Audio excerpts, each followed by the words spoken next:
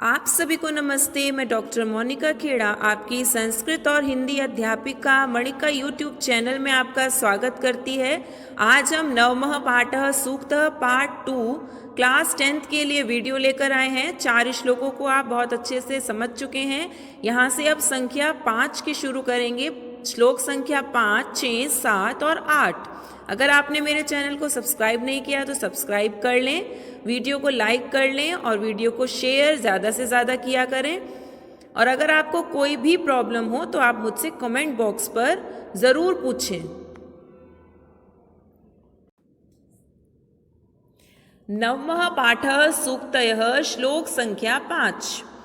यत् प्रोक्तं येन केनापि तस्य तत्त्वार्थ निर्णयः कर्तुं शक्यो भवेद्येन स विवेकः इतीरितः। इसमें आप पहले इसकी संधि देख लें। प्रोक्तम प्र धन उक्तम, गुण संधि केनापि केन्धनपि, दीर्घ संधि इतीरितः इतिधन इरितः, दीर्घ संधि।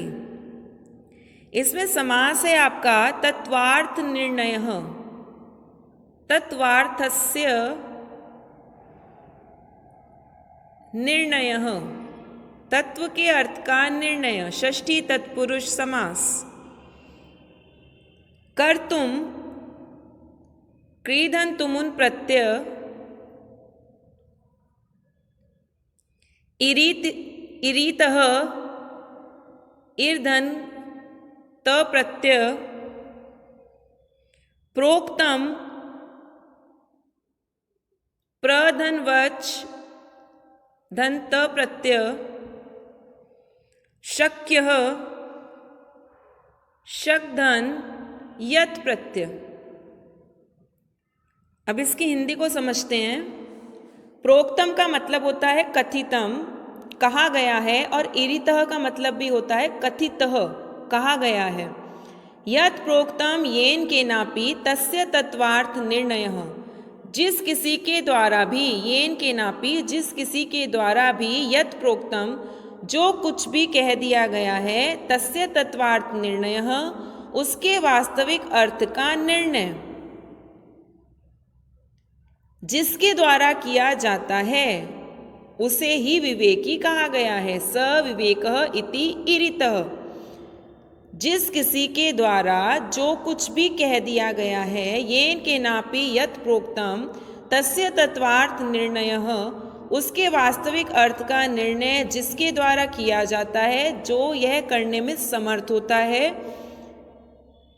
शक्यः कर्तुम, शक्य का मतलब समर्थ होता है, जिसके द्वारा ये किया जाता है। सविवेकः इति इरितः, उसे ही विवेकी कहा गया है। श्लोक संख्या 6। वाक्पटुः धैर्यवान मंत्री सभायामप्यकातरः स केनापि प्रकारेण परे न परिभूयते। अब इसमें संधि विच्छेद आपका बनेगा वाक्पटु धैर्यवान, यानी वाक्पटुः धन धैर्यवान, यहाँ पर विसर्ग संधि हो जाएगी।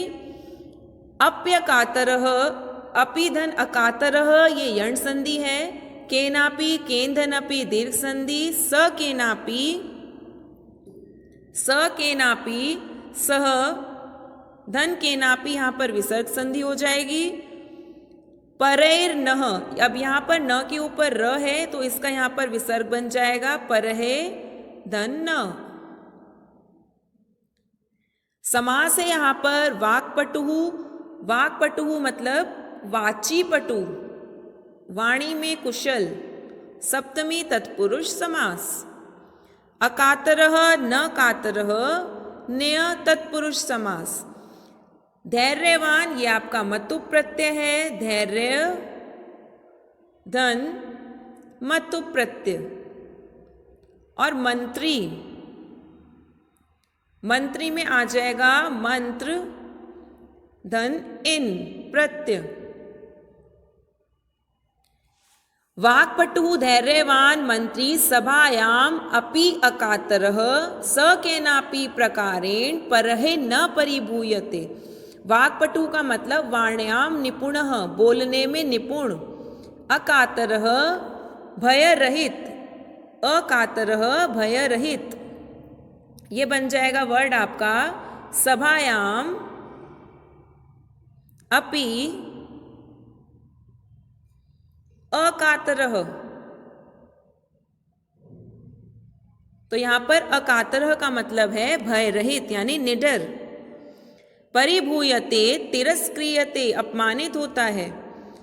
जो मंत्री बोलने में चतुर, वाक्पटु बोलने में चतुर, धैर्यवान, सभायाम अपि अकातरः, सभा में भी निडर होता है, वह परई का मतलब शत्रु, शत्रुओं के द्वारा किसी भी प्रकार से अपमानित नहीं किया जा सकता। वाक्पटुः धैर्यवान मंत्री सभायाम अपि अकातरः सह केनापि प्रकारेण परहे न परिभूयते। जो मंत्री बोलने में चतुर, धैर्यवान और सभा में भी निडर होता है, वह शत्रुओं के द्वारा किसी भी प्रकार से अपमानित नहीं किया जा सकता है। श्लोक संख्या 7। य इच्छत्यात्मनः श्रेयः प्रभुतानि सुखानि च न कुर्यात् अहितं कर्म स परेभ्यः कदापि च। यहाँ पर आप संधि देखिए, इच्छति, इच्छत्यात्मनः में बन जाएगा इच्छति धन आत्मनः, यण संधि ई को यह। कुर्याद हितम, कुर्यात धन अहितम, यहां पर आपकी ये जश्व संधि है जो इस बार कोर्स में भी है। कदापि, कदा धन अपि दीर्घ संधि। अहितम समास बन जाएगा, न हितम नेय तत्पुरुष। आत्मश्रेयः, आत्मश्रेयः में समास बनेगा आत्मनः श्रेयः, आत्मनः श्रेयः, इसका समास बनेगा आत्मश्रेयः। षष्ठी तत्पुरुष समास। य इच्छति आत्मनः श्रेयः प्रभुतानि सुखानि च, जो मनुष्य अपना कल्याण और बहुत अधिक सुखों को चाहता है। यहाँ पर प्रभुतानि सुखानि विशेषण विशेष्य हैं। जो मनुष्य अपना कल्याण और बहुत अधिक सुखों को चाहता है, सपरेभ्य, उसे दूसरों के लिए कभी अहित कर्म नहीं करना चाहिए। य इच्छति आत्मनः श्रेयः प्रभुतानि सुखानि च न कुर्यात् अहितं कर्म सपरेभ्यः कदापि च। जो मनुष्य अपना कल्याण और बहुत अधिक सुखों को चाहता है, उसे दूसरों के लिए कभी भी अहित कर्म नहीं करना चाहिए। श्लोक संख्या 8। आचारः प्रथमो धर्मः इत्येतत् विदुषां वचः तस्मात् रक्षेत् सदाचारं प्राणेभ्यो अपि विशेषतः। इसमें आपको देखना है कि संधि प्रथमो धर्मः, इसमें संधि बन जाएगी प्रथमः धर्मः, विसर्ग संधि, इत्येतत्, इति धन एतत् यण संधि, सदाचारम, सत धन आचारम व्यंजन संधि, त थ द, प्राणेभ्यो अपि, प्राणेभ्यः धन अपि विसर्ग संधि। विदुषाम वचः, यह आपका समास बन जाएगा विद्वत् वचः। षष्ठी तत्पुरुष। शोभनम आचारम सदाचारम, शोभनम आचारम सदाचारम कर्मधारय समास। विशेषतः विशेष धन तसिल, तसिल प्रत्यय है यहाँ पर जिसका तह शेष बचता है। अब इसकी हिंदी देखिए। आचारः प्रथमो धर्मः इत्येतत् विदुषाम वचः। सदाचार ही सबसे पहला धर्म है। यह विदुषाम वचः, यह विद्वानों का वचन है।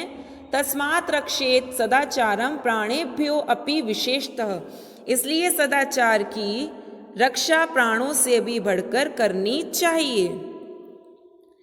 आचरण यानी सदाचार पहला धर्म है, यह विद्वानों का वचन है, इसलिए सदाचार की रक्षा प्राणों से भी बढ़कर करनी चाहिए। यहाँ पर आपका चैप्टर 9 सूक्तयः श्लोकों की हिंदी समाप्त हो गई। अगर आपको मेरी वीडियो पसंद आई हो तो आप एक लाइक ज़रूर करें। नेक्स्ट वीडियो में हम आपको इसका अभ्यास करवाएंगे। तब तक के लिए धन्यवाद।